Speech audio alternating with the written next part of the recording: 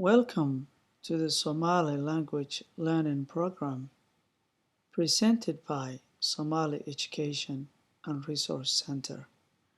My name is Mohammed Jama and I'm gonna teach you how to speak Somali as I promised earlier.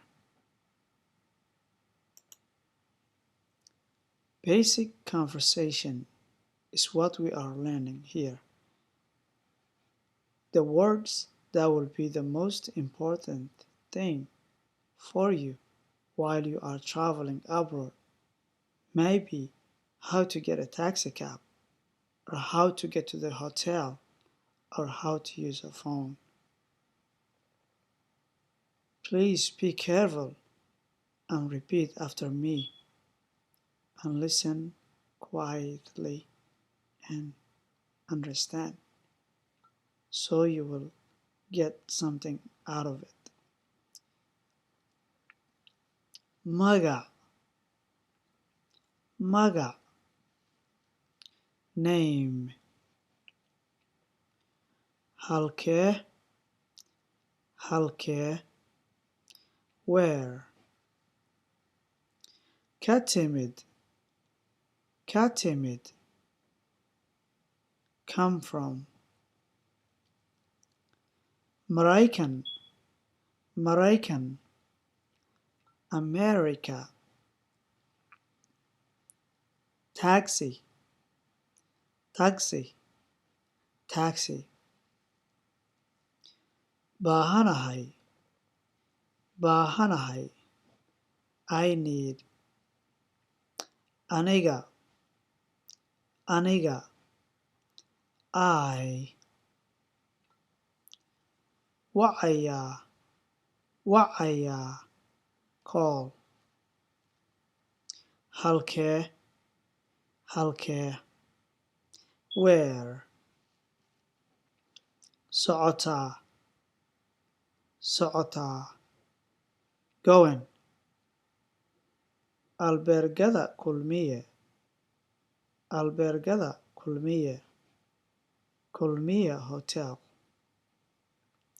Isticmaal, isticmaal, use. Karaa, karaa, can. Phone, phone, telephone.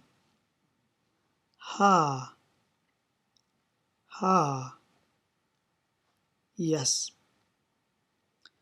Ho, ho, here, take it. Magacaa, what is your name? You might have noticed the difference between maga and magacaa. Maga is the noun format, while magacaa is the question form of that is like, what is your name? Magacaygu waa John. My name is John. Halkee ayaad ka timid, John? Where did you come from, John? Waxaan ka imid Maraykanka. I came from America. Taxi ayaan u baahanahay. I need a taxi. Halkee ayaad u socotaa? Where are you going? Aniga ayaa kuu wacaya taksiga. I will call a taxi for you. Waxaan u socdaa albergada kulmiye. I am going to Kulmiye Hotel. Telefoonkaaga ma isticmaali karaa?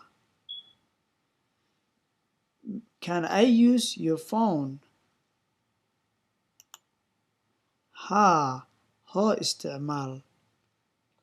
Yes, here, use it.